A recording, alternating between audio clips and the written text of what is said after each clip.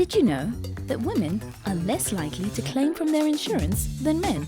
After the crash, finding her voice. She owns her success. In this episode, I'm going to be talking to some people that can take us from the moment of your car accident all the way back to getting you back on the road. Let's start with the human experience, right? The human experience from the moment I've had an accident all the way through to getting me back in the car. Dipesh, I'm going to ask you, what is the human experience that I will have with the Momentum Insure representative? Sure. So look, the main reason for engaging with your insurer is most likely to put in a claim. And it's usually at a time where there's some sort of traumatic event. So generally clients don't know what to do because they may claim once a year or less than once a year or infrequently. So it's important for them to have those sort of contacts, details, up front to have access to them. But once they do contact a Momentum Insure representative, be it at a claim stage, we train our staff to be empathetic as possible, because the last thing you want to go through as a client after being through a traumatic event is to talk to a robot or somebody that doesn't understand what you're going through. So I think for us it's important that our staff really puts themselves in the shoes of our clients, and that's the starting point of that conversation. And thereafter we try to do anything that we can to assist the client in whatever the need is. So road accidents, there are ways that a client can register a drivable claim on the app themselves if they prefer to do so, or they press the button or they call in. We try to meet our clients where it best suits them to meet them in that traumatic event. So you don't necessarily want someone to be sitting on the side of the road and say, please hold while you rate our service on a scale of 1 to 10, like, lady, I need to get out of this car. Give us a second, So that's really good that you instill that kind of ethos into your entire organization. Now, this is a traumatic experience, and we've spoken about the fact that you've had an accident like that. I've had an accident like that where I'm sandwiched between a variety of cars. Getting back into the saddle and driving again after a traumatic experience, what do you wish that somebody would have said to you as a driver after that kind of traumatic experience? I think it's always important being heard and just whatever you need to say and blurt it out, and just, again, being heard in a situation like that. And then, of course, not being afraid to now just ask the question, and what am I doing? Or just simply just freaking out. Have the space to have that little moment. What sort of driver tips would you give to me of not feeling nervous now that I'm back in the saddle?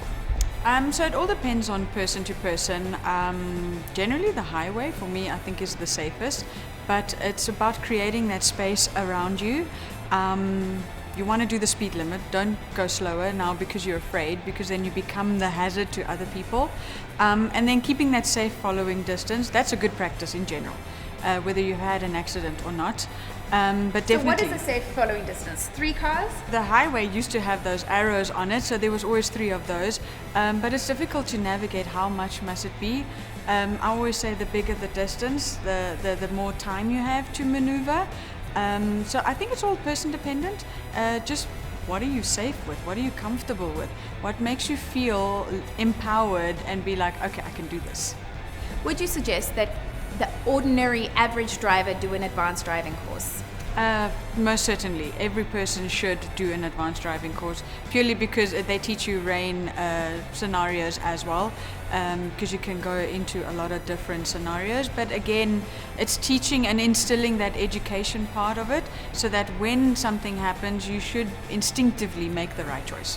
What advice would you give to someone if they're stuck in the rain and they don't know what to do? I think visibility, for sure, because that's your first line of sight, is what do you see, because that tells your brain how to react after that. So your windscreen wipers need to go as fast as they need to go so that you can see. And again, then you start creating that safe space for yourself, make that distance, and then just adjust it accordingly. Do you suggest that people pull over when it's raining? Do you think that that's a better bet than actually trying to navigate a storm when you're not that well equipped? If there could be like a petrol station, that would be plan A, is to just stop there, wait for the storm to subside, and then continue. Dipesh, can you take us through some of the rationale as to why a lot of your clientele, particularly female clientele, are not necessarily claiming? And maybe you can encourage them to claim. What seems to be the issue here? So generally, when you compare males and females, what the trend used to be in the past is females used to claim more than males, so have more accidents than males. But when the accident actually happens, the accident is less severe. So a male would have a much more severe accident. That trend has changed. In the recent year, we've seen the severity of claims between males and females is roughly the same, but females are actually claiming less. So in our policy book, 47% of our clients are female, but only 41% of our claims are through female policyholders. So that definitely shows there's a shift towards a higher claims frequency with males. So are you penalized when you claim? Because I think that's often a deterrent when you're making this decision. If I claim now, maybe my premium is going to go up. Maybe that's some of the thinking. We have another product which rewards you for not claiming. So the first part of our rewards program is just rewarding you for being safe, whether you claim or not. And then we've got another part of our product where you get an additional 15% of your premium back after 4 years if you don't claim. So obviously you'll lose that portion. But on your premium itself, generally your claims trend also is a factor to determine your premium. So eventually, if you claim a lot, if you're a higher risk than the general average, your premium should be a little higher. Well, that was certainly very interesting. Thanks for all that information. I think that we feel safe in the hands of Momentum Insure. Thank you so much for watching the Momentum Insure Road Safety Series. My name is Nina Hasty. Momentum Insure, keeping you safe on your journey to success. Visit momentum.co.za for a quote or speak to your financial advisor. Statistics referenced in this production are directly from Momentum Insure's behavioral data.